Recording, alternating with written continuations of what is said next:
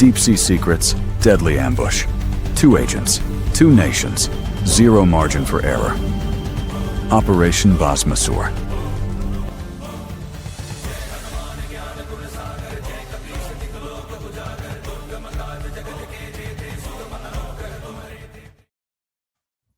நமஸ்காரம்.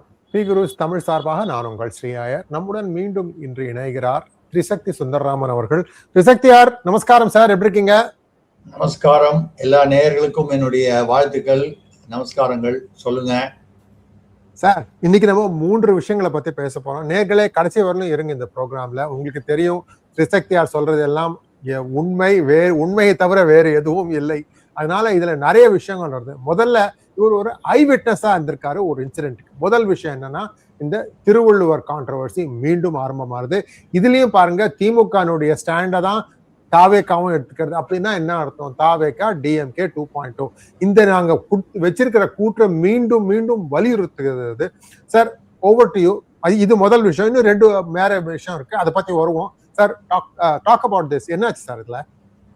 இல்ல, அதாவது திருவள்ளுவருக்கு காவி உடை, அதுக்கப்புறம் இந்த இது பட்டை விபூதி அப்படிலாம் இருக்கிறது தொண்டு இருக்கு. திருவள்ளுவர் 2வது பிறந்தது, அவருக்கு பிறந்த நாள் வைகாசி மாதம் அனுஷ நட்சத்திரத்தில் அப்படின்னு அந்த மயிலாப்பூர்ல அவருடைய திருக்கோயில் இருக்கு.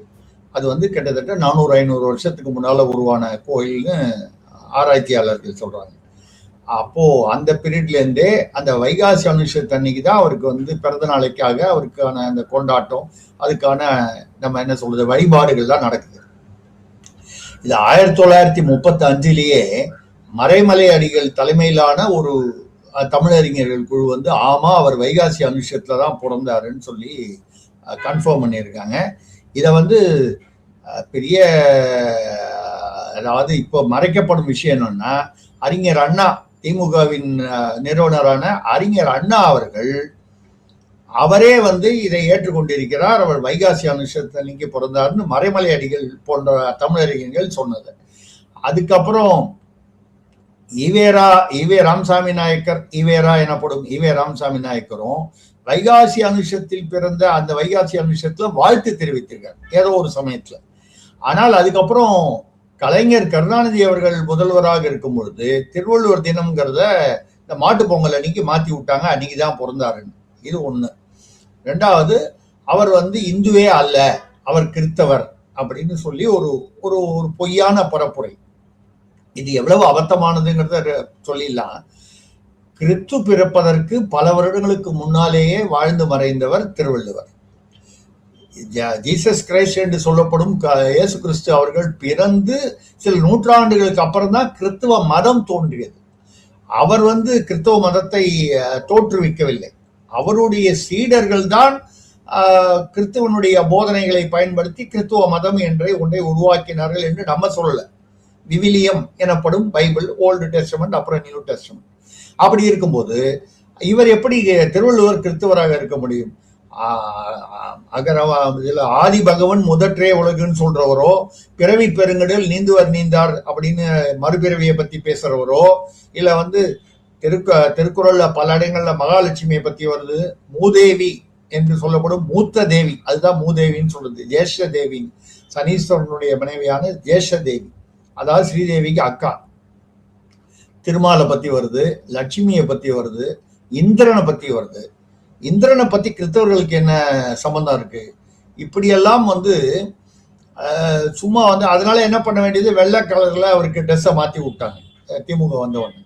1930 டெக்ஸ்ட் புக் தமிழ்நாடு அல்லது அப்போ மதராஸ் மாகாணமா இருந்த தமிழ் பாட புத்தகங்கள் எல்லாம் அந்த இதுலலாம் அவர் திருவள்ளுவர் காவியுடன் தான் இருக்கிறார். காவியோட இருந்தா பிஜேபின்னு அர்த்தம்னா, பிஜேபி இப்பதானே ஏதோ சில வருடங்களுக்கு முன்னால வந்தது. அந்த காலத்துல எல்லாம் காசிக்கு போறேன்னு சன்னியாசி ஆறான்னு சம்சார சாகரத்துல இருந்து வெளியில போனவங்க எல்லாரும் காவி கட்டினாங்க. அப்ப அவங்க எல்லாம் பிஜேபியா? பிஜேபி காவி நிறத்தை பயன்படுத்துகிறது, பிஜேபியும் பயன்படுத்துகிறது என்று சொல்லலாம். இதுதான் நான் கூட இப்போ உள்ள தமிழக ஆளுநர் அதாவது கேரளா தமிழ்நாடு சேர்த்து பார்க்கிறாரு. ஆர்லேக்கர் அவர்கள் நேற்று விழா நடந்தது திருவள்ளுவர் வைகாசி அனுஷம். ஆக்சுவலாக இன்னைக்கு தான் ஞாயிற்றுக்கிழமையான இன்னைக்கு தான் வைகாசி அனுஷம். நேற்றுக்கு வைகாசி விசாகம். ஆனால் அவருடைய சில ஏதோ ஒரு கன்வீனியன்ஸுக்காக நேற்று அந்த கவர்னர் ராஜ்பவனில் லோக் பவனில் நடந்தது. வழக்கமாக நானும் அந்த அந்த அழைப்புதல் பெறக்கூடிய அந்த ஒரு வாய்ப்பும் பாக்கியமும் எனக்கு உண்டு. அதனால நேற்று நானும் அட்டன் பண்ணியிருந்தேன். அதில் தமிழ் அறிஞர்கள்லாம் பேசுனாங்க, இதை பற்றியும் பேசுனாங்க. பொதுவாக அவருடைய போதனைகள் அது எப்படி நம்முடைய வாழ்க்கைக்கு பயன்படுது அதெல்லாம் வந்து பேசியிருக்காங்க. இவங்க வந்து ஆரம்பத்திலேருந்தே வம்பு பண்ணிட்டு இருக்காங்க திமுகல தான் தெரிஞ்சு வம்பு பண்றாங்க. அது எது வந்து உண்மையோ அதை மறைத்து மாற்றி பேசுவது. யாரோ ஒரு குறிப்பிட்ட பிராமணர்கள் எல்லாம் வந்து கைபர் கணவாய் வழியா தான் வந்தாங்க, ஆடு மேய்த்து கொண்டு வந்தார்கள். நான் நிறைய இடத்துல கேட்டிருக்கேன், பல நிகழ்வுகளில் இப்போ கூட பேசியிருக்கேன், நேற்று முந்தானத்து கூட. அகத்தியர் தான் தமிழுக்கு முதல்ல இலக்கணம். அகத்தியர் ஒரு பிராமணர், அவர் தான் முதல்ல இலக்கணம் எழுதினாரு. அவருடைய சிஷ்யர் 300 வருஷத்துக்கு அப்புறம் அதை பின்பற்றி தொல்காப்பியர், அவரும் பிராமணர். அப்படின்னு இருக்கும்பொழுது எப்படி வந்து தமிழ்நாட்டில் ஒருத்தருக்குமே தமிழ் இலக்கணம் தெரியாம ஆடு மேய்ச்சிக்கிட்டு வந்த ஆரியர் என்று சொல்லப்படும் அகத்தியருக்கு, எங்கேருந்து ஆப்கானிஸ்தான் கைபர் கணவாய் வழியா பாரசீகத்திலேருந்து வந்தவருக்கு, ஆடு மேய்த்து கொண்டு வந்தவருக்கு, தமிழை கற்றுக்கொண்டு தமிழுக்கு இலக்கணம் எழுதுற வரைக்கும் இங்க யாருக்கும் வந்து இலக்கண நூல் எழுத தெரியலையா?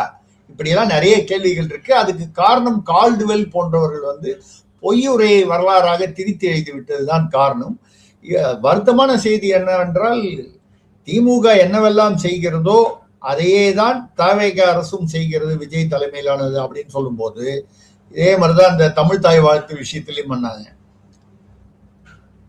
எல்லா சொல்ல சார், இது பாருங்க, இது வந்து மொஹஞ்சதாரோ, அதாவது 3000 ஆண்டுகள், 3000லேருந்து 2000 ஆண்டுகள் அந்த காலத்துல, அதாவது கிறிஸ்துக்கு முன்பு அந்த காலத்துல செஞ்ச சீல் இது. இந்த சீல்ல வந்து சிவன் உட்காண்டிருக்காரு பத்மாசனத்துல. சிவன் வந்து உட்காண்டிருக்காரு பத்மாசனத்துல. இதுக்கு பேர் வந்து பசுபதி சீல். பசுபத்தினா பசுக்களை ரட்சிக்கும் கடவுள் அப்படிங்கிறதுக்கு. நீங்க பாத்தீங்கன்னா அங்க பாருங்க, மாடு தெரியறது, யானை தெரியறது, அப்புறம் இது தெரியறது, லாம், ஷீப், அப்புறம் மக்கள் தெரியறாங்க. இத்தனையும் கேப்சரா இருக்கு. இது வந்து கிட்டத்தட்ட 5000 ஆண்டுகள் முன்னாலேயே வந்திருக்கு. அப்பலேருந்து சிவன் தான், இதுதான் வந்து ஒரு ஆதி பகவான் அப்படின்னு சொல்றது இதுதான். பகவான் சிவன். ஆமா, சிவன் தான். சோ இத வந்து இந்த அளவுக்கு உருட்டு விட்டுறாங்களே, அக்கிரமத்துக்கு பொய்யா இருக்கு. மக்களை நீங்க வந்து கொஞ்சம் புரிஞ்சுக்கணும். இது நம்மளுடைய சனாதன தர்மம் என்பது தெரியாது, எப்ப ஆரம்பிச்சதுன்னே தெரியாது. அதனால்தான் அதுக்கு பேர் சனாதனம், எட்டர்னல். நம்ம போனதுக்கு அப்புறமும் இருக்க போறது, இது மாறவே போறது இல்லை.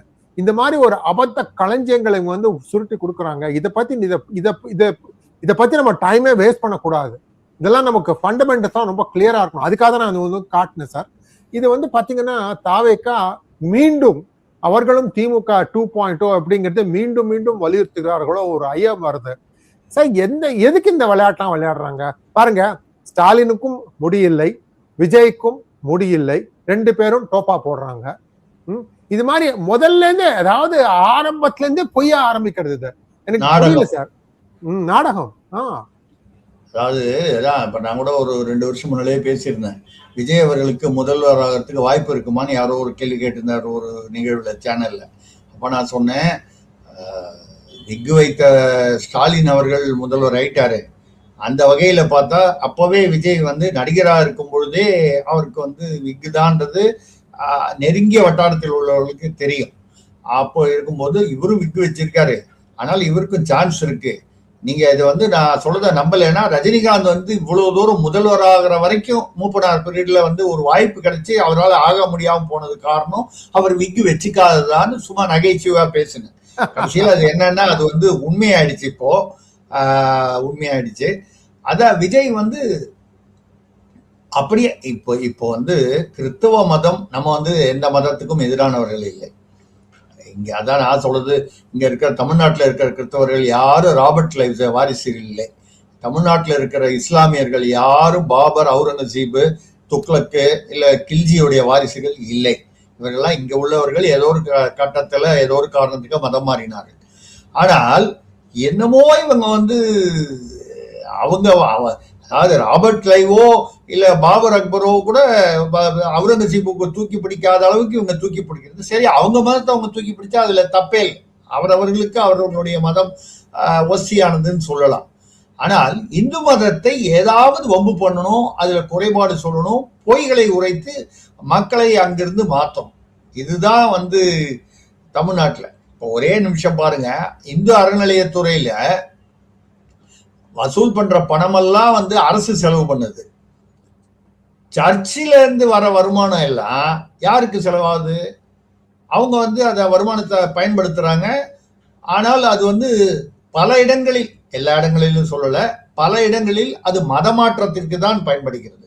சர்ச்சில் வர்ற பணம் சரி, மசூதிகள் அல்லது இஸ்லாமிய வழிபாட்டுகளில் வரணும், எல்லா இடங்களிலும் சொல்லல, சில இடங்களில் தீவிரவாதத்திற்காக வந்து செலவாகுது. ஆனால் இந்து கோயில்களில் உள்ள பணம் சர்ச்சு ரிப்பேர் பண்றதுக்கு செலவாகுது. மௌல்விக்கு மாசம் 20,000 தமிழக அரசு திமுக காலத்துல இருந்து கொடுத்துக்கிட்டு இருக்கு. ஆனா அர்ச்சகருக்கு, அது எந்த ஜாதி அர்ச்சகராவனா இருக்கட்டும், ஏன்னா வந்து எல்லாரும் பொதுவா அர்ச்சகர்னா ஒரு ஜாதின்னு தான் நினைப்பாங்க. இல்ல, விஸ்வகர்மா கோயில்கள் இருக்கின்றன, செட்டியாருடைய கோயில் இருக்கின்றன, தேவேந்திர குல வேளாளர், இப்படி நிறைய ஜாதிகள்ல வந்து அர்ச்சகர்கள், பூசாரிகள் 40,000 கோயில்கள் இருக்கு. அது மாதிரி இருக்கு. இவங்களுக்கெல்லாம் வந்து அந்த 20,000 கொடுக்கல. இப்போ இந்த தாவேக அரசு வந்ததுக்கு அப்புறம், நான் சொல்றது நேத்து, உலேமாக்களுக்கு, உலேமானா இஸ்லாமிய மதத்துல இருக்கக்கூடிய உலேமான், மௌல்வின்னு சொல்லுவோம், அந்த உலேமாக்களுக்கு 50,000 ரூபாய் வரைக்கும் இருசக்கர வாகனம் வாங்குறதுக்காக மானியம், இருசக்கர பைக் வாங்குறதுக்காக, அதாவது 60,000 ரூபாய் கொடுத்து ஒரு பைக் வாங்கினா 50,000 ரூபாய் வந்து அரசு ஏற்றுக்கொள்ளும். நான் என்ன சொல்றேன், அவங்களுக்கு கொடுக்க கூடாதுன்னு நான் சொல்லல. இதையே எல்லா மத போதகர்களுக்கும், கிறிஸ்தவ மத போதகர்களுக்கும் கொடுங்க, உலேமாக்களுக்கும் கொடுங்க, இந்து மதத்தில் உள்ள கோயில்கள் உள்ள அர்ச்சகர்களுக்கும் அதே கொடுக்கலாமே. அதையே உலேமாக்களுக்கு மட்டும்? இதுதான் வந்து இந்த சிறுபான்மை அரசு. அவரே தான் முதல்வரே பேசும்போது விஜய் அவர்கள் சொன்னார், இது சிறுபான்மை அரசு தான், சிறுபான்மையினருக்கான அரசு தான் வேற அவர் வந்து சட்டமன்றத்திலேயே சொன்னார். இப்படி வேற எங்கேயா சொல்ல முடியுமா? இவ்வளவும் சொல்லிட்டு we are a secular nation அப்படின்னா, இந்த செக்குலர்ங்கிறதே வந்து ஒரு மக்களை ஏமாற்றும் ஒரு சதி திட்டமாக, மோசடியாக தெரியவில்லையா என்பதுதான் நம்மளுடைய வருத்தம். மிக்க நன்றி சார். 2வது டாபிக் போலாம். நேர்களே, 3 டாபிக் நம்ம கவர் பண்ணோம். இது 2வது டாபிக், மிகவும் முக்கியமான டாபிக். இது வந்து ஒரு நியமனம், ஒரு ஐபிஎஸ் ஆபீசரை நியமனம் பண்றது. இவர் வந்து விஜிலன்ஸ்ல வந்து ஹெட்டா வராரு. இவர் மேல் பல ஊழல் குற்றச்சாட்டுகள் இருக்கின்றன. ஸோ இது வந்து இப்போ மெட்ராஸ் ஹைகோர்ட்ல சம்மர் பெஞ்ச்ல, வெக்கேஷன் பெஞ்ச்ல முன்னால போயிருக்கு. சார், இங்கேருந்து நீங்க இந்த கதையை தொடங்குங்க சார். கொஞ்சம் பின்னால போயிட்டு வரலாம், ஏன்னா எத்தனை பேருக்கு இது இதனுடைய பேக்ரவுண்ட் என்னன்னு தெரியும்னு தெரியல. நீங்க வந்து you can go back a little bit and then come and talk about what is now, இப்ப என்ன நடக்குதுங்கிறதை பத்தி. அருண் ஐபிஎஸ் அவர்கள், அவர் வந்து ஐபிஎஸ் ஆபீசர், 28 வருஷமா போலீஸ் டிபார்ட்மெண்ட்ல இருக்கேன்னு அவரே ஹைகோர்ட்ல சொல்லியிருக்காரு. அவர் வந்து நீங்க பின்னோக்கி அதுல இருந்து சொல்லணுங்கிறதுனால கரெக்டான இடத்துல இருந்து ஆரம்பிக்கிறேன். தேர்தலுக்கு முன்னால இப்பொழுது உள்ள அமைச்சரான ஆதவ் அர்ஜுன் அவர்கள் வந்து பேசினது என்னன்னால், இந்த அருண் ஐபிஎஸ் ஸ்டாலினுக்கு மிக நெருக்கமானவர், அவர் என்ன சொன்னாலும் கேட்பவர், சென்னை மாநகர ஆணையராக, காவல்துறை ஆணையராக இருக்கிறார். இவர் வந்து கரூர் மாதிரியே மறுபடியும் ஒரு நிகழ்வு ஏற்படுத்த வேண்டும் என்று சதி திட்டம் செய்கிறார். யாரு? சென்னை கமிஷனராக அப்போது இருந்த அருண் ஐபிஎஸ். அதனால் இவரை வேறு மாநிலத்துக்கு மாற்ற வேண்டும் அப்படின்னு பப்ளிக்ல பேசியிருக்காரு ஆதவ் அர்ஜுனா. அதாவது அவர் உண்மையிலேயே சதி திட்டம் தீட்டினாரா இல்லையா, ஆதவ் அர்ஜுனாவுக்கு எப்படி அந்த தகவல் வந்தது, ஏன் அப்படி பேசினாரு, அது நமக்கு தெரியாது. ஆனா அப்படி அருண் அவர்களை மிக ஆபத்தானவர் என்று குறித்து பேசினார் ஆதவ் அர்ஜுனா தேர்தலுக்கு முன்னால, ரொம்ப ஒரு மாசம் ஒன்றரை இப்பதான். ஆனால் இப்பொழுது அவரை வந்து DVAC, director of vigilance anti corruption, அந்த பதவியில கொண்டு நியமனம் பண்ணது பலருக்கு அதிர்ச்சியை அளித்திருக்கிறது. இவர் வந்து ஒரு சந்தோஷ் சர்மா என்கிற ஒரு ரியல் எஸ்டேட் சம்பந்தமா அவர் வந்து தேமுதிகல இருக்கக்கூடிய எல்கே சுதீஷ் இப்போ ராஜ்யசபா எம்பி பிரேமலதா அவர்களுடைய தம்பி, அவருடைய மனைவி, அவங்களோட பார்ட்னரா இருந்து ரியல் எஸ்டேட் பண்ணதுல அவங்களுக்குள்ள ஏதோ சம் பார்ட்னர்ஷிப் தகராறு, சிவில் டிஸ்பியூட் பண்ண விஷயமா. அதனால 99 பேருக்கு அவர் வந்து எல்கே சுதீஷுடைய மனைவி கையெழுத்த ஃபோர்ஜரி பண்ணி அவர் வந்து ஏமாத்தி மோசடி பண்ணிட்டாரு அப்படின்னு ஒரு சிவில் கேஸ கிரிமினல் கேஸ் ஆக்குனது மட்டும் இல்லாமல் அவரை குண்டர் சட்டத்தில் கைது செய்து விட்டார் இந்த சந்தோஷ் சர்மாவை. குண்டர் சட்டம் என்பது கேங்ஸ்டர், இந்த மாதிரி கொலை கொள்ளை, அதுவும் ரெகுலரா ஏற்கனவே பல எஃப்ஐஆர்கள் இருக்கக்கூடிய அந்த மாதிரி ஆள் தான் குண்டர் சட்டம். இதை எதிர்த்து தான் இப்பொழுது ஹைகோர்ட்ல வந்து சம்மர் பெஞ்சில் ஒரு மாண்புமிகு ஒரு நீதியரசர் GR சாமிநாதன், லட்சுமி நாராயணன் முன்னால வந்த போது முதல் நாள் அன்னைக்கு சம்மன் அனுப்பிச்ச போது அவர் வந்து 2 மணி நேரம் அந்த கோர்ட் பணியாளரை, பேலிஃப்னு சொல்ற அந்த பணியாளரை வந்து காக்க வைத்து விட்டார் அப்படின்றதுக்காக அவரை வந்து யார் அப்படி காக்க வைத்தாரோ அந்த அலுவலரை வர சொல்லுங்கள், விசாரிக்க வேண்டும், அதுக்கப்புறம் தான் அவங்களை விசாரிப்பேன்னு சொல்லி இவரை 2 மணி நேரம் கோர்ட்ல உட்கார வச்சாங்க. அதுக்கப்புறம் அந்த அலுவலர் வந்தப்புறம் அது எவ்வளவு மோசம் பாருங்க. அவர் வந்தவர் வந்து அவர் ஏதோ ஒரு ஹர்ஷல் குப்தாவோ ஏதோ ஒரு பேரு, நான் தான் வந்து காக்க வச்சுட்டேன், ஏதோ அவர் முக்கியமான கான்பிடென்ஷியல் மீட்டிங்ல இருந்தாரு அருண் IPS அவர்கள், அதனால வந்து அவர் டிஸ்டர்ப் பண்ண முடியலன்னு அவர் கோர்ட்ல வந்து சொல்லிட்டார்.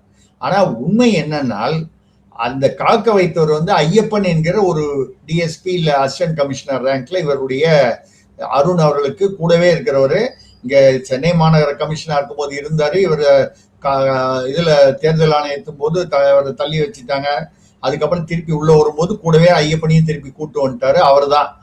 அப்போ கோர்ட்லயே பொய்யான ஒரு தகவலை கொடுத்திருக்காரு அப்படிங்கிறது வலைதளத்துல வரக்கூடிய ஒரு தகவல். சரி, அது தனி விஷயம். அந்த சந்தோஷ் சர்மாவை குண்டர் சட்டத்தில் கைது செய்தது தவறு. இவர் வந்து 28 வருஷம் சர்வீஸ் ஆனாலும் இவர் மீது பல புகார்கள் வலைதளங்களில் வந்து வளைய வருகின்றன. ஏன்னா அவர் வந்து ரெஸ்டோ பார் அப்படின்னு அவரே ஒரு பார் வச்சிருக்காருலாம் சொல்லி நிறைய குற்றச்சாட்டுகள், அதற்கான ஆதாரங்கள்லாம் கூட வந்திருக்கு. அது உண்மையா இல்லையான்னு விட்டுருவோம். அப்படிப்பட்ட ஒருத்தரை, ரெண்டாவது திமுகவுக்கு மிக நெருக்கமானவர் என்று ஆதவர்ஜுனா அவர்களே அவரை வந்து வேற மாநிலத்துக்கு மாத்தணும்னு சொன்னவரை இப்ப எப்படி குனிஞ்சு போட்டாங்க அப்படின்னு. ஏன் இது வந்து முக்கியமான ஒரு கேள்வி என்றால், இப்போது செந்தில் பாலாஜி அவர்கள், KN நேரு அவர்கள், அப்புறம் அனிதா ராதாகிருஷ்ணன், இந்த மாதிரி பல பேர் மீது வழக்குகள் இருக்கு. இந்த வழக்குகளை ஃபர்தரா வந்து ப்ரொசீட் பண்ணணும்னு ED வந்து மறுபடியும் தமிழ்நாடு DGPக்கு கடிதம் எழுதிக்கிட்டு இருக்கு. ஆனால் அது திமுக அந்த தேர்தலுக்கு முன்னால் வந்து பல மாதங்கள் வந்து அதை பண்ணாமையே வந்து தள்ளி வச்சுட்டாங்க, அவங்களுடைய சேஃப்டிக்காகன்னு வச்சுக்கலாம். இப்போ புது ஆட்சி வந்த பிறகாவது இது நடக்கக்கூடிய ஒரு வாய்ப்பு இருக்கும் அப்படின்னு எதிர்பார்க்கிற டயத்துல இவரை கொண்டு அங்க போட்டாங்க. இதுல என்ன அப்படின்னு சொன்னால், இது எப்படி நடந்தது என்று விசாரிக்க போனால், இவருக்கு வேண்டியவர் ஒரு திமுகவுடைய பத்திரிகையான தினகரன் பத்திரிகை. இந்த தினகரன் பத்திரிகையின் ஆசிரியர் ஒருத்தர் சுரேஷ்குமார்னு இருக்கார். அவரும் அருண் அவர்களும் IPS அவர்களும் மிக நெருக்கமான ஒரே சமுதாயத்தை சேர்ந்தவர்கள். அது மட்டும் இல்லாமல் மிக நெருக்கமான நண்பர்களாக இருந்தார்கள்ங்கிறது திமுக ஆட்சியில தெரியும். அவர் மூலமாக இவர் ஜான் ஆரோக்கியசாமி, அதாவது திரு விஜய், முதல்வர் விஜய் அவருக்கு நெருக்கமாக இருக்கக்கூடிய ஆலோசகராக இருக்கக்கூடிய ஜான் ஆரோக்கியசாமி, அவருடைய உதவியாளர் இல்ல அவர்கிட்ட கூட இருக்கக்கூடிய கலைச்செல்வன் ஒரு பத்திரிகையாளர், ஜூனியர் வடன் பத்திரிகையில முன்னால இருந்தார். நான் தமிழக அரசியல் பத்திரிகை நடத்தும் போதெல்லாம் அந்த அப்பாலாம் அங்க இருந்தார் எனக்கு. அவர் அவரிடம் உதவியாளராக இருக்கிறார், ஜான் ஆரோக்கியசாமி. இந்த சுரேஷ்குமார், தினகரன் சுரேஷ்குமார் இந்த கலைச்செல்வன் மூலமாக, ஜான் ஆரோக்கியசாமி மூலமாக அருண் அவர்களை முதல்வர் விஜயை ரகசியமாக சந்திப்புக்கு ஏற்பாடு செய்து, அந்த சந்திப்புல அருண் சொன்னதாக இப்ப தகவல்கள் என்ன வருதுன்னால், இல்ல உதயநிதியை பத்தி எல்லாம் இந்த டாஸ்மாக் விவரங்கள்ல பணம் எப்படி வந்துச்சு போச்சு. ஏன்னா இடி எழுதுனது கோர்ட்ல ஃபைலா இருக்கு, ஹை கோர்ட்ல. என்ன இது இருக்கு, இந்த டாஸ்மாக் விவகாரத்திலையும் சரி, அப்புறம் இந்த KN நேரு அந்த துறையில அப்பாயின்மெண்ட்டுக்கு டெண்டருக்கெல்லாம் வாங்கின பணமும் சரி, பார்ட்டி ஃபண்ட் என்ற பெயரில் ஒரு 7.5 to 10% பணம் ஒரு இதுலேயும் லஞ்சமாக பெறப்பட்டிருக்கிறது. அந்த பார்ட்டி ஃபண்ட் யாருடைய கண்ட்ரோல்ல இருந்ததுன்னா, திரு MK ஸ்டாலின், அப்பொழுது முதல்வராக இருந்த MK ஸ்டாலின், உதயநிதி ஸ்டாலின் துணை முதல்வர், இவங்க 2 பேர் தான் அந்த பார்ட்டி ஃபண்ட்ஸை கண்ட்ரோல் பண்ணாங்க. அப்ப லஞ்ச பணம் எங்க போச்சுன்னா இவங்களுடைய அக்கௌண்ட். இதை வந்து நம்ம சொல்லலாம், இடியோட அஃபிடவிட் கோர்ட்ல ஃபைல் ஆகி அதை வந்து எடப்பாடி பழனிசாமி அவர்களும் சரி, அண்ணாமலை பாஜக அண்ணாமலை அவர்களும் சரி அதை எடுத்து வெளியிட்டார். அது எப்படி லீக் ஆச்சுன்னு தெரியாது. கோர்ட்ல இருந்து அது அந்த அந்த பர்டிகுலர் பேஜ் 51ஆம் பக்கமா என்னமோ அவங்க மொத்தம் 250 பக்கம் ஆதாரத்து. அப்படிப்பட்ட ஒரு சூழ்நிலையில உதயநிதி மற்ற அமைச்சர்களை கைது செய்வதற்கு நான் உதவி செய்வேன், எனக்கு வந்து முக்கியமான பதவி கொடுங்கன்னு கேட்டதாகவும் அதை நம்பி விஜய் அவர்கள் கொடுத்து விட்டதாகவும் இது ஒரு பக்கம் சொல்றாங்க. இன்னொரு பக்கம் திமுக ஆட்கள் என்ன சொல்றாங்கன்னா, இது வந்து திட்டமிட்டே நாங்கள்னா திமுக அவரை செட் பண்ணி எங்களுக்கு ரொம்ப வேண்டியவரை கொண்டு போய் அந்த இடத்துல வச்சுட்டா அவர் மூலமாக அவர் தான் வந்து எல்லா நடவடிக்கையும் எடுக்கணும், அவர் எடுக்க மாட்டார், அதுக்காக தான் அவர் அங்க செட் பண்ணாங்கன்றாங்க. ஆக அவர் வந்து கிட்டத்தட்ட இன்னைக்கு, அதாவது வலைதளங்களில் வருவதும் பல தகவல்களையும் பார்த்தால் டபுள் ஏஜென்ட்னு சொல்லுவாங்க. ஒரு காலத்துல அமெரிக்காவுக்கும் ஏஜென்ட்டா இருப்பாங்க, ரஷ்யாவுக்கும் ஏஜென்ட்டா இருப்பாங்க. அதுக்கு பேர் டபுள் ஏஜென்ட்னு ஒரு பொதுவா ஒரு அந்த மாதிரி 2 நாடுகளுக்கோ வெவ்வேறு இவங்களுக்கோ எதிரிகளுக்கோ வந்து 2 பேர்கிட்டையும் ஒற்றராக இருப்பவர்களுக்கு டபுள் ஏஜென்ட் அந்த மாதிரி வந்திருக்காரா அப்படிங்கிற ஒரு கேள்வி வருது. ஆனா இவ்வளவு தூரம் ஆதவர்ஜுனா மோசமாக பேசி தேர்தலுக்கு முன்னால இவரை வந்து மாத்தணும், வேற மாநிலத்துக்கு மாத்தணும்னு சொன்னவரை இப்ப டிவிஎஸ்ல கொண்டு போட்டாங்களே. அப்படியா என்றால் திமுக அமைச்சர்களை காப்பாற்றுவதற்காக விஜய் அவர்களே வந்து அதை ஏற்றுக்கொண்டு செய்திருக்கிறாரா, இல்ல விஜய்க்கு தெரியாமல் விஜயோட கட்சியில் இருப்பவர்கள் விஜயையும் சேர்த்து ஏமாற்றுகிறார்களா என்பதுதான் கேள்வி. ஓகே சார், 3வது விஷயமா இப்போ வந்து இது குதிரை பேரம் என்பதை சொல்றதை விட அவங்கவுங்க ரிசைன் பண்ணிட்டு தாவேக்கால சேர்றாங்க. இது ஒரு ஜனநாயக உரிமை இல்லையா? அத குதிரை பேரம்ங்கிறது வந்து யார் எப்படி ருஜு பண்றாங்க அதிமுக? அவங்களால சொல்ல முடியறதா? அதாவது இந்த ஆளுக்கு இவ்வளவு காசு கொடுத்துப்பட்டிருக்கு கட்சி மாறுவதற்கு அப்படின்னு ப்ரூவ் பண்ண முடிஞ்சிருக்கா? இது வரைக்கும் அந்த மாதிரி பணம் கொடுத்து வாங்கினதோ லஞ்சம் கொடுத்த காசுகளோ எதை வந்து யார் வந்து ரசீது போட்டு கொடுத்துட்டு பண்ண போறாங்களா, இல்ல வந்து அதற்கான ஆதாரங்கள் சாட்சிகள் வைத்து கொண்டு செய்கிறார்களா? இந்த மாதிரி பணம் எல்லாம் கொடுக்கும்போது அது ஹவாலா மூலம் வருகிறது அப்படின்னு சொன்னால் அது வந்து அதற்கு ஆதாரம் கண்டுபிடிப்பது அவ்வளவு ஹவாலா மூலம் செல்கிறதுன்னு சொல்லுங்க சார், வருகிறது இல்ல, அது செல்கிறது, வெளியில போயிடும். வெளியில போய் மறுபடியும் திருப்பி உள்ள வரும். அது வேற அபிஷியல் வேற ரூட்ல அது உள்ள வரும். அதுக்கு வந்து பேரே தமிழ்நாட்டுல வச்சிருக்காங்க. அந்த மாடல் முதலீட்டுக்கு பேர் லூலு முதலீடு அப்படின்னே பேர் லூலு முதலீடு. ஆமா, அது வந்து திமுக காலத்துல அப்படி பண்ண அரசு இருக்கும்போது பண்ணதுனால அதுக்கு பேர் அப்படி வச்சுட்டாங்க. இங்கிருந்து பணம் வெளியே போய் அவால மூலமாக திருப்பி அங்கிருந்து இங்க வந்து இன்வெஸ்ட் ஆகிற மாதிரி காமிக்கிறதுக்கு பேரு லூலு அப்படின்னு ஒரு பேர் வச்சாங்க. இது ஒரு பக்கம் இருக்க.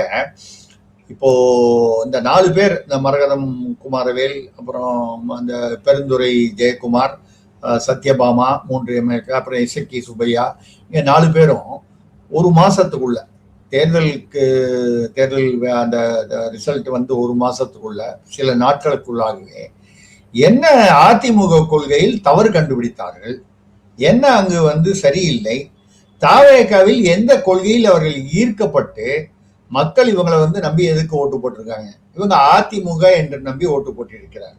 சில இடங்களில் ஓட்டு போட்டு ஜெயிச்சிருக்காங்க, சில இடங்கள்ல அதிமுக தோத்திருக்கு, சில இடங்கள் தாவேகா ஜெயிச்சிருக்கு, திமுக ஜெயிச்சிருக்கு, எல்லாம் மாறி மாறி இருக்கு. ஆனால் இவர்கள் ஜெயித்தது அதிமுக இரட்டை இலை சின்னத்தில் எம்ஜிஆர், ஜெயலலிதா, எடப்பாடி வரைக்கும் அவங்க பேரை சொல்லிதான் ஜெயிச்சிருக்காங்க.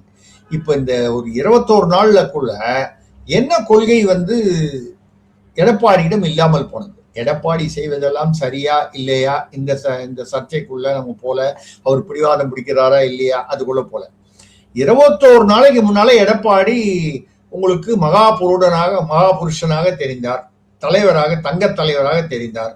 அந்த கட்சியில சீட்டு வாங்கி ஜெயிச்சிட்டீங்க. இப்போ இசக்கி சுப்பையா அவர்கள் என்ன சொல்றாரு, அந்த என்னுடைய தொகுதி மக்களுடைய நலனுக்காக தான் நான் வந்து பதவியை ராஜினாமா பண்ணேன். இப்ப நிக்காமலே போயிருக்கலாமே, மக்களுக்கு இன்னும் நன்மை அதிகமா இருக்குமே, எதுக்காக வந்து நம்ம வந்து நின்றுட்டு மறுபடியும் 21 நாள்ல இங்க மாறி வந்ததுக்கு என்ன காரணம்? இது வந்து எந்த அளவுக்குனால் இப்பொழுது சிபிஐ விசாரணை வேண்டும் என்று அதிமுக சார்பில் ஆளுநரிடம் மனு கொடுக்கப்பட்டிருக்கிறது.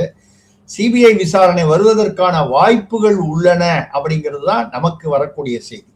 அப்படி வந்ததுனால் இந்த 4 பேருடைய ஒரு அவங்க அக்கௌண்ட்டோ அவங்களை சுற்றி இருக்கிறவங்க கூடிய அக்கௌண்ட்டுக்கோ இல்லை அவங்களுக்கு பணம் வந்ததோ இதெல்லாம் விசாரணை பண்ண ஆரம்பிச்சாங்கன்னா இது விஷயம் தெரிய வரும்.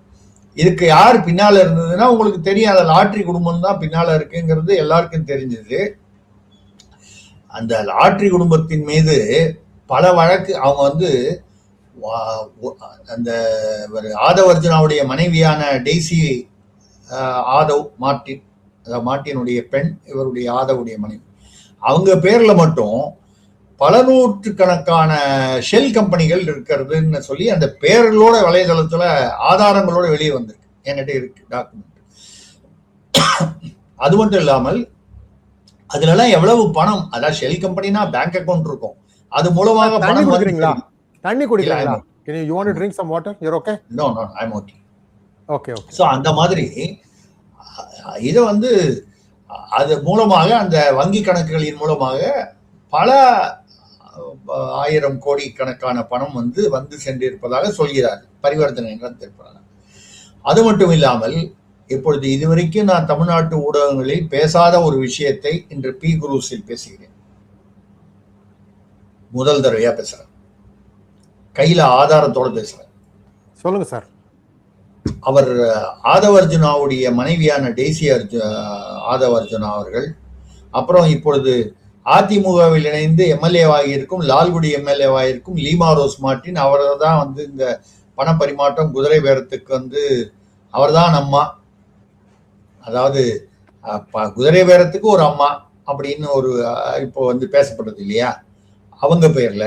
அப்புறம் அவங்களுடைய சகோதரர், அவருக்கு அந்த அம்மாவுடைய அண்ணன் ஜான் பிரிட்டோ, இவர்கள் மீதெல்லாம் 2024 100 கோடி ஒரு கேஸ்ல இன்னொரு 150 கோடி மதிப்புள்ள போதைப் பொருட்கள் கடத்தியதாக வழக்கு இருக்கிறது. அதற்கான ஆவணங்கள், டாக்குமெண்ட்ஸ் என்னிடம் இருக்கிறது இது வரைக்கும். ஆனா தமிழ்நாட்டுல இதை பத்தி யாருமே பேசல. அதாவது ஒரு அமைச்சருடைய மனைவி, அமைச்சருடைய மாமியார், அப்புறம் அந்த உறவினர்கள், இவர்கள் மீது என்ன மாதிரி வழக்கு? போதை பொருட்கள் கடத்தியதாக 150 கோடி ஒன்று, 100 கோடி ஒன்று, சம்வேர் அரவுண்ட் இட். இப்படி வழக்குகள் இன்னும் நிலுவையில் இருக்கின்றன. ஏன் இதை சொல்றோம்னா,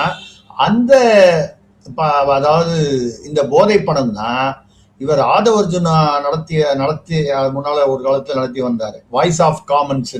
அதுதான் பெண் நிறுவனம் சபரீசன், ஸ்டாலின் அவர்களுடைய மருமகனான சபரீசனோட இணைந்து அந்த வாய்ஸ் ஆஃப் காமன்ஸ் செயல்பட்டது. இந்த வாய்ஸ் ஆஃப் காமன்ஸுக்கு இந்த பணம் வந்திருக்குன்னு சொல்றாங்க. வாய்ஸ் ஆஃப் காமன்ஸ்ல இருந்து விஜய் அவர்களுடைய தேர்தலுக்காக வந்திருப்பதாக சொல்லப்படுகிறது. இப்பொழுது அடுத்த சில நாட்களில் இது பெரிதாகி இது ஒரு விசாரணை என்று வந்தால், அதாவது ஆதவ் அர்ஜுனாவுக்கு சிக்கல் வரும் என்பதை தாண்டி விஜய் அவர்களுக்கே சிக்கல் வரும். ஏனென்றால் தேர்தலுக்கான செலவுகளுக்கு எங்கிருந்து என்ன ப்ராசிட்ஸ்? ட்ரக்ஸ் ப்ராசிட்ஸ், போதைப் பொருட்களுக்கான அந்த வித்த பணம், அதை விநியோகம் செய்ததான பணம் அப்படின்னு சொல்லி ஏன்னா நான் ஏன் இவ்வளவு தைரியமா இப்போ பேசுறேன்னா, ஏன்னா எனக்கு தெரியும் இது ரொம்ப சென்சிட்டிவ் சப்ஜெக்ட். ஆனால் என்னிடம் அதற்கான ஆவணங்களை கையில வாங்கி வச்சு படிச்சு பார்த்துட்டு தான் நான் இதை பேசுறேன். ஏன்னா ரொம்ப சென்சிட்டிவ். உடனே இல்லவே இல்லை அப்படின்னு சொல்லி உடனே வழக்கு போடுவார்கள். நான் அதற்கு தயாராகவும் இருக்கிறேன். ஏன்னா என்கிட்ட அதுக்கான டாக்குமெண்ட்ஸ் இருக்கு, கேஸ் நம்பரோட, அந்த இடியிலிருந்து கொடுத்த அதாவது ஒரு சர்க்குலர், இத்தனையும் நான் காப்பி வச்சிருக்கேன். இப்படி ஒரு சூழ்நிலை சார். ரெண்டு விஷயம் சார். முதல் விஷயம் இது 2 விஷயத்துக்கு முன்னால் இன்னொரு விஷயம் நான் சொல்ல விரும்புறேன். நேர்களே, இங்கிலீஷ்ல இந்த வீடியோ ரிலீஸ் ஆக போறது அடுத்த 1-2 நாட்கள்ல வரப்போறது. ட்ரக்ஸ், டாலர்ஸ் அண்ட் டிபாச்சரி, இந்த 3ஐ பத்தி எல்லாமே டிடிடி அப்படின்னு நான் வெளியிட்டு இருக்கேன். இதுல நிறைய தகவல்கள் இருக்கு. அந்த தகவல்களை தாண்டி இவர் சொல்றது புது விஷயம். சார் நான் வந்து I have got some information also. Jafar Sadiq கூட இவங்களுக்குலாம் வந்து கனெக்ஷன் இருக்கு. ஆமா, அதுவும் அதுல நான் குறிப்பிட்டிருக்கேன். இப்ப நீங்க சொல்றது புது விஷயம். ஸோ நேர்களே, பி குருஸ்ல எங்களுக்கு வந்து யார் மேலேயும் வந்து ஒரு காழ்ப்புணர்ச்சியோ வெறுப்போ ஒன்றும் கிடையாது. இதுதான் டேட்டா, உங்களுக்கு தெரியணும். டேட்டா இதுதான் உண்மை. உண்மையை உங்களை தான் கொண்டு வரது தான் எங்களுடைய கடமை. அதை நாங்க பண்ணிட்டு இருக்கோம். சார் 2 கேள்வி வருது நீங்க சொன்னதுல. முதல் கேள்வி என்ன அப்படின்னு கேட்டீங்கன்னா, இப்போ குதிரை பேரம் வந்து சிபிஐ இன்கொயரி வரணுங்கிற அளவுக்கு போறாங்க. பட் நான் ஒரு விஷயம் கேட்க விரும்புறேன் சார். இது பேச்சு அடிப்படுது. உண்மையா பொய்யான்னு எனக்கு தெரியல. எல்லா கட்சிகளும் தமிழ் கட்சிகள், தமிழ்நாட்டில் இருக்கக்கூடியவை. ஆனா சிவி சண்முகத்திற்கு தாவேக்கால இடம் கொடுக்கணுங்கிறதுக்கு அவர் சிவி சண்முகம் டெல்லிக்கு போறாரு. எனக்கு அந்த இது புரியாம இருக்கு சார். இது என்ன, எதுக்கு டெல்லிக்கு போறாரு அவரு? டெல்லியில போய் என்ன நடக்க போறது? எல்லாமே தமிழ்நாட்டுல தான் இருக்கு. அதாவது அவரை வந்து தாவேக்காவின் டெல்லி பிரதிநிதியாக நியமிக்க சொல்லி அவர் கேட்டுட்டு இருக்காருன்னு சொல்றாங்க. அவர் வந்து இன்னும் அதிகாரப்பூர்வமாக அதிமுக மயிலம் எம்எல்ஏவாக இருப்பதை அவர் ராஜினாமா செய்யவில்லை. ஆனால் அவர் வந்து எடப்பாடியோட வேலுமணி அவர்கள், தங்கமணி, அப்புறம் நத்தம் விஸ்வநாதன் போன்ற பல தலைவர்கள், இந்த 25 பேர் ஆதரவு கொடுத்தாங்களே தாவேகாவுக்கு சட்டமன்றத்துல, அதாவது ஸ்பிளிண்டர் குரூப், அந்த குரூப்ல ஒரு 4 பேர் இங்க வந்துட்டாங்க தாவேகாவுக்கு.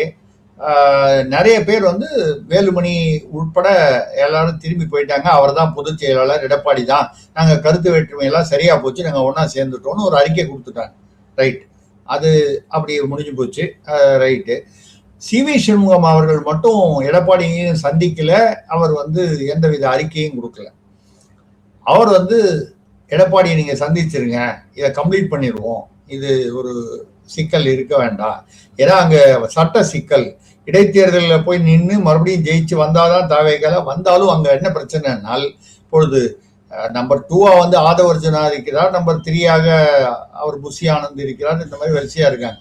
இப்போ வேலுமணியோ சிவி சண்முகமோ போன்ற அதிமுகவில் மூத்த தலைவர்களாக இருந்தவர்கள் தாவேகால வந்து பை எலெக்ஷன்ல நின்று ஜெயிச்சு வந்தாங்கன்னா கண்டிப்பா அவங்க அமைச்சர் பதவி எதிர்பார்ப்பாங்க, சீனியர் முக்கியமான துறைகள் எதிர்பார்ப்பாங்க. இப்ப இவங்க ஏற்கனவே உள்ள தாவேகால உள்ள மூத்த அமைச்சர்கள்லாம் எப்படி விட்டு கொடுப்பாங்க? இவங்கெல்லாம் ஆரம்பத்துல இருந்து தாவேகால இருந்து இல்ல ஏதோ ஒரு கட்டத்துல தாவேகால இருக்காங்க தேர்தலுக்கு முன்னாலே. அப்போ அவர்களுக்கு எப்படி விட்டு கொடுப்பது என்று இந்த ஒரு குழப்பம் இருக்கும்போது சிவி சண்முகம் வந்து எனக்கு டெல்லி பிரதிநிதியாக தாவேகாவில் கொடுப்பதாக இருந்தால் நான் தாவேகாவிற்கு நான் அதிமுக ராஜினாமா பண்ணிட்டு வரேன்னு சொன்னதாக தகவல்கள் வருகின்றன. அதுக்காக தான் அவர் தனக்கு டெல்லியில் சில ஆதரவுகள் இருக்கின்றன, தன்னால் வந்து டெல்லி பிரதிநிதியாக செயல்பட முடியும் என்பதை இவர்களுக்கு காட்டுவதற்காக தான் டெல்லி போனாரு அப்படின்னு சொல்றாங்க. அவர் டெல்லியில அவரால் சிறப்பா செயல்பட முடியுமா, அவருக்கு ஆங்கிலம் தெரியுமா, அவருக்கு ஹிந்தி தெரியுமா, அப்படிலாம் நமக்கு தெரியல. நம்ம பொறுத்த வரைக்கும் சார் அதெல்லாம் கேட்க கூடாது சார். அவங்க சைகை மொழியிலே பேசி அதெல்லாம் வந்து பண்ணிடுவாங்க. அவங்க பேசுவாங்க. அவங்களுக்கு வந்து ரெண்டாவது பேசுனதா வெளியில வந்து சொல்றது தானே. உள்ள போய் கதவை தாப்பா போட்டு காலில் விழுந்துட்டு பிரதமரை பார்க்க போறாங்களோ யாரை போய் பார்க்க போறாங்களோ, இது வந்து அதே திமுக மாடல் தான். திமுக என்ன பண்ணுவாங்க, அங்க போய் கதவை தாப்பா போட்டு காலில் விழுந்துருவாங்க பிரதமர்கிட்ட காப்பாத்துங்கன்னு சொல்லி. வெளியில வந்து பிரதமரிடம் ரொம்ப அழுத்தம் கொடுத்து நாங்கள் வந்து தமிழ்நாட்டிற்காக தமிழர்கள் சும்மா இருக்க மாட்டார்கள், நாங்கள் தமிழ்நாடு சும்மா இருக்காது, திமுக சும்மா இருக்காது அப்படின்னு வீரவசனம் பேசுவாங்க வெளியில வந்து. இந்த ஏதோ ஒரு வடிவேல் படத்துல வர மாதிரி அந்த மாதிரி வந்து ஒரு பழக்கப்பட்டு போனது தமிழ்நாடு. இப்போவும் அது என்னன்னா திமுக அரசு தான் அப்படி இருக்குன்னு அப்படின்னு பார்த்தால் தாவேக அரசு அதை விட, இப்போ ஒரு சின்ன ஒரு உதாரணம் நீங்க எடுத்துக்கலாம். திருமாவளவன் அவர்கள் ஒரு ரொம்ப வருஷம் முன்னால ஒரு வீடியோ பேசியிருக்காரு, இன்னும் ஓடிக்கிட்டு இருக்கு. இந்து ஆலயங்கள், இந்து கோயில்கள்ல தான் வந்து உயரமா கோபுரம்லாம் இருக்கும், ஆபாசமா பொம்மைகள் இருந்தால் அதுக்கு பேர் இந்து கோயில்கள். புனிதமான ஒரு சிலுவை இருந்தால் அதற்கு பெயர் தேவாலயம், சர்ச்சு. அதுக்கப்புறம் இஸ்லாமிய, அதாவது அந்த 2 மதத்தை பற்றி அவர் போற்றுவதை பற்றி நமக்கு ஒன்றும் பொறாமையோ நமக்கு ஒன்றும் வருத்தமோ இல்லை, அது அவருடைய இஷ்டம். ஆனால் இந்து கோயில்களில் ஆபாசமாக கோயில் கோபுரங்களில் பொம்மைகள் இருந்தால் அதற்கு பெயர்தான் இந்து கோயில் என்று பேசியவர் திருமாவளவன். நேத்திக்கு திருப்பதியில போய் பூர்ண கும்ப மரியாதையை வாங்கிட்டு தலையில பரிவட்டெல்லாம் கட்டிக்கிட்டு போஸ்ட் கொடுக்குறார். சார் இதுக்கெல்லாம் அந்த பரமபதத்தில் இருக்கும் பரமபிதா தான் இவருக்கு பாடம் புகட்ட வேண்டும். இந்த இந்த 1.5 கேஸ் இவர் வாழ்க்கையில ஏற்கனவே கிறிஸ்துவ மதத்தை சேர்ந்ததா நிறைய பேச்சு இருக்கு. அதே சமயம் விடுதலை சிறுத்தை கட்சிகள் தலித்னா அப்படின்னு சொல்லி இவர் சீட்டு நின்று ஜெயிச்சிட்டாரு. எல்லாம் பொய் களஞ்சியங்கள் இவங்கெல்லாம் இப்போ ஆட்சியில பங்கு பெறாங்க. சார் அபத்தமா இருக்கு சார். இது எந்த அளவுக்கு அபத்தம்னா இதுல இன்னொரு நெளிவு இருக்கு. அதனால எனக்கு கொஞ்சம் டவுட் தான். இது இந்த மார்டின் குடும்பம் மேல இவங்க நடவடிக்கை எடுப்பாங்க, அதாவது பாஜக அப்படிங்கிறது எனக்கு கொஞ்சம் டவுட் தான். ஏன்னு சொல்லட்டுமா, லாட்ரி மார்டின் எல்லாருக்கும் செக்யுலரா எல்லா பார்ட்டிக்கும் எலக்டோரல் பாண்ட் வாங்கியிருக்காரு. அப்படி இருக்கும் பொழுது எப்படி தான் பாஜக நடவடிக்கை எடுக்கும் அப்படிங்கிறது எனக்கு டவுட். நான் இதுல நான் பொய்ப்பிக்கப்பட்டால் மிகவும் சந்தோஷம் எனக்கு. I'm very happy to be proven wrong. Sir, back to you. உங்களுக்கு இருக்கிற அதே வருத்தமும் அதே கேள்விகளும் நான் உட்பட பலருக்கு தமிழ்நாட்டில் உள்ளது. அதாவது மோடி அரசு மீது ஒரு நம்பிக்கை, மோடி என்கிற பிரதமர் இந்தியாவிற்கு எவ்வளவு அத்தியாவசியமானவர், அவருடைய பணிகள் தொண்டுகள் அதை எவ்வளவுக்கு நம்ம வரவேற்கிறோம் பாராட்டுறோமோ, அதே சமயத்துல அவர் தலைமையிலான இந்த அரசு, மத்திய அரசு ஏன் இந்த விஷயங்களில் பாராமுகமாக இருக்கிறது? அமித்ஷா அவர்கள் தேர்தலுக்கு முன்னால புதுக்கோட்டை மேடையில அவர் நயினார் நாகேந்திரன் அவர் நடைபயணம் முடிச்சுட்டு அங்க பேசும்போது கூட நயினார் நாகேந்திரன் அவர்கள் சொன்னாரு 13 அமைச்சர்கள் மீது வழக்குகள் இருக்கு திமுகல, அதெல்லாம் தேர்தலுக்கு முன்னால் அவர்கள் கைது செய்யப்படுவார்கள் சொன்னார். மத்திய உள்துறை அமைச்சர் அமித்ஷா அவர்கள் மேடையில் அமர்ந்து இருக்கும் போது, இப்ப தமிழ்ல சொன்னதா அவர்கிட்ட யாராவது ஆங்கிலத்திலோ ஹிந்திலோ அவங்க மொழிபெயர்த்தாங்களான்னு எனக்கு தெரியல. ஆனால் அப்படி சொன்ன இடத்துல ஒருத்தரை கூட கைது பண்ணல. நமக்கு கைது பண்ணல அப்படிங்கிறது ஏதோ வன்மத்தோட சொல்லல. தவறு செய்திருந்தால் அதற்கான நடவடிக்கை எடுக்க வேண்டுமே, ஏன் எடுக்கவில்லை? அப்ப எடுக்காமல் இருப்பதற்கு என்ன காரணம் அப்படிங்கிற ஒரு சந்தேகம், ஒரு குழப்பம் வரும்பொழுது அப்ப நமக்கு ஏதோ சொல்ற மாதிரி ஒண்ணுமே புரியல உலகத்திலன்னு பாடுற மாதிரி இருக்கு. நமக்கு என்னவோ நடக்குது, மர்மமா இருக்குது, ஒண்ணுமே புரியல உலகத்துல. இதுதான் சந்திரபாபு பாட்டு. அந்த மாதிரி அதான் நினைச்சேன், நீங்க சொல்லிட்டீங்க. அது அப்படிதான் இருக்கு. பல விஷயங்கள் அந்த மாதிரி இருக்கு. உங்களுடைய பி குருசிலிய கூட நான் இங்க பேசிட்டு இருக்கிறது வேற ஒரு இதுவும் இருக்கு. ஒரு அமைச்சர், இப்பொழுது தாவேகா அமைச்சரவையில் இருக்கிற அமைச்சர், ஸ்ரீலங்கால ஒரு எம்பி, அவர் ரிஷாத் பத்யுதீன், அவர் மீது இந்த 2019 சர்ச்சுகளில் வெடிகுண்டு வழக்குகள்லாம் அவர் தொடர்புடையவர். பாகிஸ்தான் ISIயுடனும் ISIS உடனும் தொடர்புள்ளவர்னு சொல்லக்கூடியவரை இங்க இப்போ IUML முஸ்லீம் லீக் சார்பாக இப்போ அமைச்சராக இருக்கிற ஷாஜகான் என்பவர், தஞ்சாவூர் தொகுதியிலேருந்து MLA ஆனவர், அவர் தேர்தலுக்கு முன்னால போய் சந்தித்து வந்தார் அப்படின்னு தகவல்கள் சொல்கின்றன. சந்தித்தது ஏதோ தீவிரவாத சம்பந்தமா தான் இருக்கணும்னு நம்ம சொல்றது யூகமா இருக்கும். ஆனாலும் இப்படிப்பட்டவர்கள் அவர்களோடு அந்த மாதிரி ஒரு பெயருடைய, அவர் மீது 2019 இருந்து வழக்குகள் இருக்குன்னு தெரிஞ்சதுக்கு அப்புறம் அவரை போய் சந்திக்கிறாருன்னு போது சந்தேகங்கள் எழத்தான் செய்யும். தவறானவரோடு ஒருவர் போய் தீவிரவாத தொடர்புள்ளவர் என்று குற்றம் சாட்டப்பட்டு வழக்கு நடந்து கொண்டிருக்கும் பொழுது அவரை போய் சந்திக்கிறார் என்றால் அந்த சந்திப்பின் போது நிகழ்ந்தது என்ன, பேசப்பட்டது என்ன? பாகிஸ்தான் ISIயுடனும் ISIS உடனும் தொடர்புள்ளவர்களுடன் ஏன் அவர் போய் போனார் அப்படிங்கிற கேள்வி வரும். அந்த கேள்விக்கு பதில் அவர் தான் பதில் சொல்ல முடியுமே தவிர வேற யாரும் சொல்ல முடியாது. இந்த மாதிரி இவர்கள் பேசுவது ஒன்று, செய்வது ஒன்று. பேசுவது ஒன்று, செய்வது ஒன்று. வெறும் அரசியல் ரீல்ஸ் போடுறது. இப்போ கூட சமீபத்தில் கூட பார்த்தீங்கன்னா செயின்ட் கோபேன் 8500 கோடி ரூபா தமிழ்நாட்டில் இன்வெஸ்ட் பண்ண போறாங்கன்னு சொல்லி அந்த நிர்வாகிகள் சொல்லி போட்டோலாம் காமிச்சாங்க. கடைசியில பார்த்தா அது செயின்ட் கோபின் நிர்வாகிகளே இல்லை, வேற ஏதோ ஒருத்தர் கிறிஸ்துவ மத சுவிசேஷகர், இன்னொருத்தர் வேற ஏதோ ஒரு திவாரின் வேற ஒருத்தர். அதனால அதை காண்பித்து இது என்னன்னா தாவேகாவுடைய மாடல். இப்படிதான் இவங்க ஆட்சிக்கு வந்ததே அப்படிதான் வந்திருக்காங்க. இந்த மாதிரி ஒரு பொய்யான ரீல்ஸுகளை மக்களிடம் வெளியில இருந்து இங்கேருந்து அப்லோட் பண்ணி, பெருசா நம்ம ஏற்கனவே பேசணும், அந்த மாதிரி அப்லோட் பண்ணி தான் செயின்ட் கோபென்ஸ் தமிழ்நாட்டில் இன்வெஸ்ட்மெண்ட் பண்றாங்கன்னா அதோடைய நிர்வாகிகள் தானே வர வேண்டும். யாரையோ 2 பேருடைய புகைப்படத்தை காமிச்சு நீங்க வந்து செயின்ட் கோபின்ஸ் நிர்வாகிகள்னு சொன்னா இதை விட மக்களை ஏமாற்றும் ஒரு அபத்தமான விஷயம் இருக்க முடியுமா? சார் சொல்லுங்க. பாருங்க, இந்த வரிசைன்னு சொல்லுவோம்ல, புழுகு, அண்ட புழுகு, திமுக புழுகு அப்படின்னு சொல்லிட்டு இருப்போம் முன்னாலெல்லாம். ஏன்னா அவங்க வல்லர்கள் இதுலலாம். இப்ப நான் என்ன சொல்றேன்னா, புழுகு, திமுக புழுகு, தாவேகா புழுகு இதை விட அதிகமா இருக்காது. ஆமாமா, திமுகவே பார்த்து பயப்படுற அளவுக்கு இருக்கு. இவ்வளவு சொல்றாங்களே இவங்க அப்படின்னு. ஆமா, அதுதான் இப்பொழுது நடந்து கொண்டிருக்கிறது. இதுல வந்து இதுல தமாஷ் என்னன்னா, உதயநிதியை கைது செய்வேன் என்று ஒரு அஷூரன்ஸ் கொடுத்துதான் அருண் அவர்கள் வந்து அந்த பதவியை வாங்கினார் என்றால், என்னை பொறுத்த வரைக்கும் இதை நம்பினார் முதல்வர் விஜய் என்று சொன்னால், நாம் முதல்வர் விஜய் அவர்கள் இவ்வளவு வெள்ளந்தியாக இருந்தால் அரசியல் இந்த கடல்ல எப்படி நீச்சல் அடிச்சு எப்படி அவர் வெளியில பத்திரமா வரப்போறாருன்றது நமக்கு ஒரு பெரிய கேள்வி இருக்கு. மிக்க நன்றி சார். கடைசி கேள்வி, கடைசி கேள்வி. அண்ணாமலை இவர் என்ன சார் புதுசா கட்சி ஆரம்பிக்க போறாரு அப்படின்ற சார், இது வந்து வருஷ கணக்கமா வந்துட்டு 2 வருஷமா சொல்லிட்டு இருக்காங்க. இப்ப போறாரு கட்சி ஆரம்பிக்க போறாரு. அப்ப அவரும் வந்து இதுக்கு வந்து இந்த தீபம் தரிசியாமிங்கிற மாதிரி அப்பப்ப ஏதாவது ஒரு கான்ட்ரேரியன் ஒப்பீனியன் ஒண்ணு வந்து பப்ளிஷ் பண்றாரு. அதாவது பாஜகவுக்கு எதிர்மாறான ஒரு கருத்து தெரிவிக்கிறார். சார் இது வந்து நான் ஒன்னே ஒன்று சொல்ல வரேன். பாஜகவின் நடத்தை பிடிக்காமல் வெளியேறிய பல தலைவர்கள் உண்டு.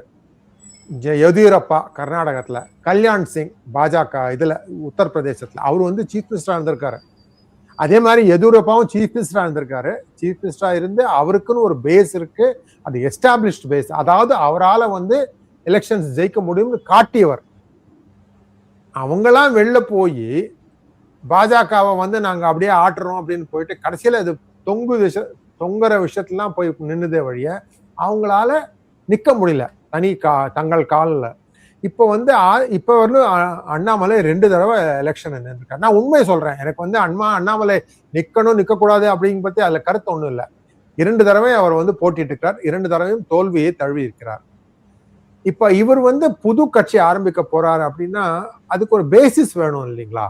அதாவது என்னன்னா, என்னால வந்து என்னுடைய ரீச் இத்தனை மாநிலங்கள் 38 மாநிலங்கள் இருக்கு தமிழ்நாட்டுல, கடைசியில பாதிக்கு மேலேயாவது இருக்கணும். தாவேகா எப்படி வந்தது? பொய் சொல்லி வந்தது. இன்ஸ்டாகிராம்ல எல்லாரையும் மயக்கி வச்சுட்டு கொண்டுட்டாங்க. அந்த உத்தி இனிமே பண்ண முடியாது. ஒரு தடவை தான் இதெல்லாம் பண்ண முடியும், அதுக்கு மேல அது ஒர்க் ஆகாது. இப்ப இவர் என்ன தங்கபஸ்தம் வச்சிருக்காருன்னு நினைக்கிறீங்க அவரால் தனியா கட்சி ஆரம்பிச்சு நிக்கிறதுக்கு? வந்து கிட்டத்தட்ட ஒரு வருஷத்துக்கு முன்னாலேயே வந்து அண்ணாமலை தனி கட்சி ஆரம்பிக்க போறாருன்ற செய்தி, அவருடன் டெல்லியில ஐஏஎம்ல பேட்சில் இருந்தவங்க சில பேரை வச்சு ஒரு கட்சி ரிஜிஸ்டர் பண்ணிட்டாரு அப்படிங்கிற தகவல்லாம் நான் வந்து முதலாக தமிழ்நாட்டில் ஒரு சேனல்ல பேசினேன். அதுவும் 3 எழுத்தா சார்? அண்ணா நாமம் மாதிரி அதுவும் 3 எழுத்தா? அப்படிதான் சொல்றாங்க. ஆமா, சரி. அவர் வந்து ஆரம்பிப்பதை யாருமே தடை சொல்ல முடியாது, தடை செய்ய முடியாது, அது அவருடைய விருப்பம். ஆனால் அப்பொழுது நான் சொன்ன போது, இல்லை, அவர் இறுதி மூச்சு வரைக்கும் அவர் பிஜேபியில தான் இருப்பாரு, ஆமா அப்படின்னு சொல்லி நிறைய பேர் வந்து என்னை வந்து கடுமையாக விமர்சனம் செய்தார். அந்த அந்த நிகழ்ச்சியுடைய அந்த கமெண்ட்டுகள்ல வந்து, உனக்கு என்னையா தெரியும் அண்ணாமலையை பத்தி? நான் சில தகவல்கள் சொன்னால் நான் வேற ஒரு நிகழ்வோட பேசினேன். ஏன்னா 3 தடவை கேட்டு அமிச்சாங்க. அவருக்கு மிக நெருக்கமானவர்கள். அவர் கட்சி ஆரம்பிக்க போறாரு, அதுல வந்து மாநில தகவல் தொடர்பு தலைவராக உங்களை போடுறதா வந்து ஒரு அபிப்பிராயம் இருக்கு, நீங்க என்ன சொல்றீங்க? நான் வந்து எனக்கு அதுல விருப்பம் இல்லை, நான் எந்த கட்சியிலையும் நேரடியாக இணைத்துக் கொள்ள, அதிமுகலையே எம்பியாக சொல்லி கேட்டாங்க ஜெயலலிதா இருக்கும் போது நேரடியாக, நான் வந்து ரொம்ப பொலைட்டா நான் வந்து மறுத்துட்டேன். எனக்கு அதுல விருப்பம் இல்லை, என்னுடைய குடும்பத்தாருக்கும் நேரடி அரசியலில் ஈடுபடுவதற்கு விருப்பம் இல்லை அப்படின்னு சொல்லும்போது நான் வந்து அதை விளக்கிட்டேன். ஆனா இப்போ அவருடைய கட்சியுடைய கொடி அப்படின்னு கூட வந்து வலைதளத்துலலாம் வந்து சுத்திக்கிட்டு இருக்கு. எனக்கு என்ன வருத்தம்னா, அவர் தனி கட்சி ஆரம்பிப்பது அவருடைய தைரியம், அவருடைய துணிச்சல், அவருக்கென்று ஒரு ஃபாலோயிங் தமிழ்நாட்டில் இருந்தது. அநேகமா அது வந்து ஓரளவுக்காவது தொடரும் என்பது ஏற்றுக்கொள்ளக்கூடியது. அவர் வந்து வல்லவர், அவரால் திறமையானவர், நானும் நம்புறேன் அவர் திறமையானவர். அவருக்கு அந்த ஃபீல்டில் இறங்கி அடிக்கக்கூடிய அந்த திறமை, இந்த திராவிட கட்சிகள் எல்லாம் எதிர்க்கக்கூடிய அந்த துணிச்சலும், ஐபிஎஸ்ன்றதுனாலேயே என்னவோ அவருக்கு அந்த திறமையும் துணிச்சலும் இருக்கு. ரெண்டாவது, கேட்ட கேள்விக்கு டக்குன்னு பதில் சொல்லக்கூடிய, விவரங்களோடு சொல்லக்கூடிய அந்த திறமையும் முக்கியமான திறமை இருக்கு. ஸ்டாலின் அவர்களுக்கு அந்த திறமை இருக்கிறதா தெரியல, உதயநிதி அவர்களுக்கு தெரியல, இப்போ வந்த முதல்வர் விஜய்க்கும் அப்படி இல்லை. ஏன்னா டெல்லியில போயிட்டு பின்னால் துரத்திக்கிட்டே போனாங்க பத்திரிகையாளர்கள், அவர் பார்க்கவே இல்லை. அந்த மாதிரி வந்து ஆனா அண்ணாமலை போன்றவர்களுக்கு இருக்கு. ஆனால் எனக்கு என்னன்னா, இப்படி ஒரு பாஜக தரப்பில் இருந்தும் சரி, அண்ணாமலை தரப்பில் இருந்தும் சரி, அவர் தனி கட்சின்னு அடிக்கடி இந்த மாதிரி வர்றது வந்து ரெண்டு பேருக்குமே நல்லது இல்லை. யாராவது ஒருத்தராவது, அண்ணாமலை அவர்களாவது இல்ல இதெல்லாம் தவறான வதந்திகள், போய் நான் வந்து கட்சி ஆரம்பிக்கிறதா மாதிரி அபிப்பிராயம் இல்லைன்னு சொல்லணும். இல்ல ஒரு கட்டத்துல ஆமா நான் ஆரம்பிக்க போறேன் அப்படின்றத வந்து வெளிப்படையா அறிவிச்சிடணும். இது ரெண்டும் இல்லாமல் ஒரு யூகத்தின் பேர்ல வந்து சில பேர் இப்படியும் சில பேர் அப்படியும், இப்ப கூட நான் பேசிட்டு இருக்கும்போது இல்ல அவர் மத்திய அமைச்சராக போறாங்க, ராஜ்யசபா எம்பி கொடுத்து அப்படின்னு நேற்று காலையில கூட எங்கேயோ ஒரு முக்கியமான இடத்துல பேசும்போது அப்படிதான் பேசிட்டு இருக்காங்க. நான் அதை சொல்லும்போது சொன்னேன், அதையாவது உருப்படியா வந்து உடனடியா ஒரு அறிவிப்பு பண்ணிடலாமே, இந்த வதந்திகளுக்கு ஒரு முற்றுப்புள்ளி வைக்கலாமே. இது வந்து பாஜகவின் வளர்ச்சியையும் வந்து தமிழ்நாட்டில் வளர்ச்சியையும் வந்து பாதிக்கிறது. அண்ணாமலையுடைய இமேஜும் டேமேஜ் ஆகுது. அவர் தனி கட்சி ஆரம்பிச்சு அதுக்கப்புறம் அவர் வந்து வெற்றி பெறுகிறாரா, 2031 என்ன பண்ண போறாரு, 2029 என்ன பண்ண போறாரு. அரசியல் எதுவுமே யாருமே நிரந்தர எதிரியும் இல்லை. இதே திமுக 1999 2004 வாஜ்பாய் அவர்கள் இருந்த போது அங்க கூட்டணி வச்சிருந்தாங்க. திருமாவளவன் இப்ப பேசுறாரு, அவர் வந்து முதலாக மங்களூர் தொகுதியில வந்து எம்எல்ஏ ஆனதே வந்து அந்த கூட்டணியில, பாஜகவுடன் திமுக கூட்டணி வைத்திருந்த போது அந்த கூட்டணியில் திருமாவளவனும் இருந்தார். அவர் வந்து 4 எம்எல்ஏ பிஜேபியில் அப்ப ஜெயிச்சாங்க, எச் ராஜா அவர்கள் உட்பட. இவங்களுக்கெல்லாம் போய் பரப்புரை தேர்தல் பிரச்சாரம் செய்தார் திருமாவளவன். அப்பெல்லாம் பாஜக வந்து மதவாத கட்சியா அவருக்கு தெரியல, இப்ப மதவாத கட்சியா தெரியுது. அது நடுவில் அவர் வந்து அதிமுக அணியிலும் இருந்திருக்கிறார்.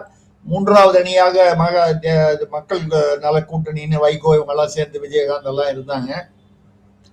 அந்த வகையில நான் என்ன சொல்றேன்னா, தனியா போய் கட்சி ஆரம்பிக்கிறது, பிரசாந்த் கிஷோர் கூட தான் ஆரம்பிச்சாரு, சிரஞ்சீவி ஆரம்பிச்சாரு நடிகர், ஆரம்பிச்சு கொஞ்ச நாள் ஓடிச்சு, அதுக்கப்புறம் என்ன ஆச்சு அப்படிங்கிறது தான்.